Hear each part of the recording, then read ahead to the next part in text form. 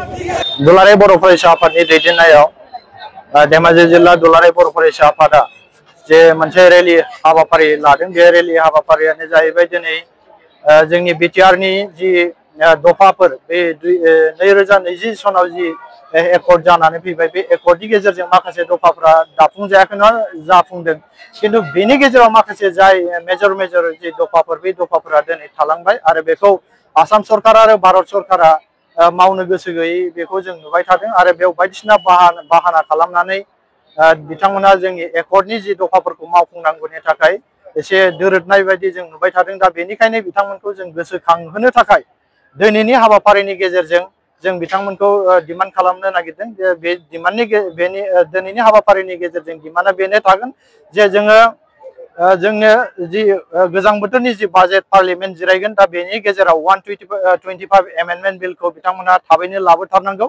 आसाम सरकार आरो भारत सरकारखौ जोङो दाबि दैखांहरदों। आरो 2 नाम्बाराव जाहैबाय जे कार्बि आलंआव रायजो जानाय जोंनि बिदा फंबाय बिब' बिनानावमोन, दा बिथांमोननि गोजाम डिमान्ड जे जोङो दुलाराय बर' फरायसा आफाद जोंनि माहारियारि आफादफ्रा डिमान्ड होबाय थादों जे बिथांमोनखौ हाजोआरि ट्राइबेल होनांगौ। बे हाजोआरि ट्राइबेलखौ बिथांमोना थाबैनो होयो, बेखौबो जों आसाम सरकार आरो भारत सरकारनिसिम दाबि दैखांहरदों।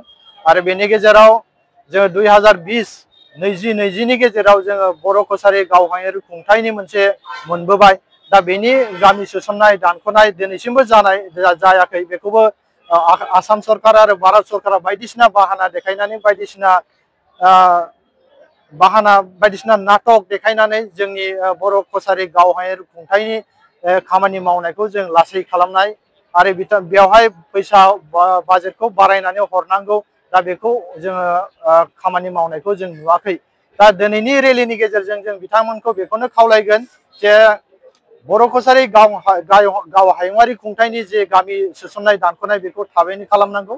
गामि सोसननाय दानख'नायखौ खालामनानै जे गामि इलेक्सन पार्टि नांगौ बेखौ थाबैनो खालामनांगौ आरो बेनि गेजेरजों गोबां रां हरनांगौ, बेखौ जों आसाम सरकारनिसिम दाबि दैखांहरदों। आरो जोंनि बिटिआरनि गेजेराव आरो बिटिआरनि बाहेराव जेसेबांनाखि कलेज आरो स्कुल, बे भेन्सार स्कुलफोर दङ, जेसेबां पस्ट खालि दङ, बेखौ थाबैनो आसाम सरकारा जोंनि बर' बिजोंनि फरायसालिफोरखौ फुरा खालामनांगौ। आरो जेसेबांनाखि जोंनि पस्ट खालि दङ, हाई स्कुल एलपि स्कुलनिफ्राय लानानै आप टु कलेजसिम, दा बेवहाय पस्ट खालिखौ थाबैनो फुरा खालामनांगौ बिथांमोननिसिम जों दाबि दैखांहरदों।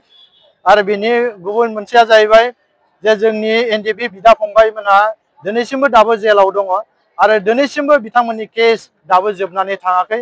दा बिथांमोननि केसखौ थाबैनो फोजोबनांगौ आरो बिथांमोना थैजासिम जाय बिथांमोनखौ जेल होनो नागिरदों आरो जाय बिथांमोनखौ फासि अर्डार होदों, बिथांमोनखौ खुनु सर्त गैयालासिनो दिनै बिथांमोनखौ जेलनिफ्राय उदां खालामनांगौ आरो बिथांमोनखौ केसनिफ्राय उदां खालामनांगौ होननाय दिनैनि रेलिनि हाबाफारिनि गेजेरजों जों बिथांमोनखौ आसाम सरकारखौ जोङो खावलायहरदों।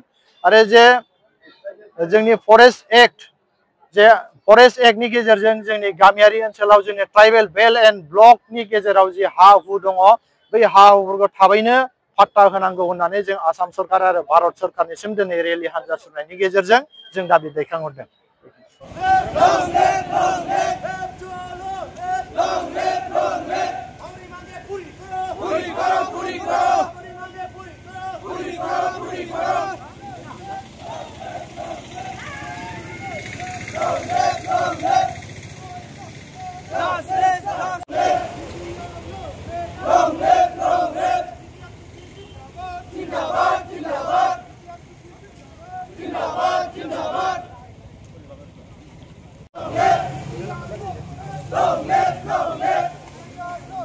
Long live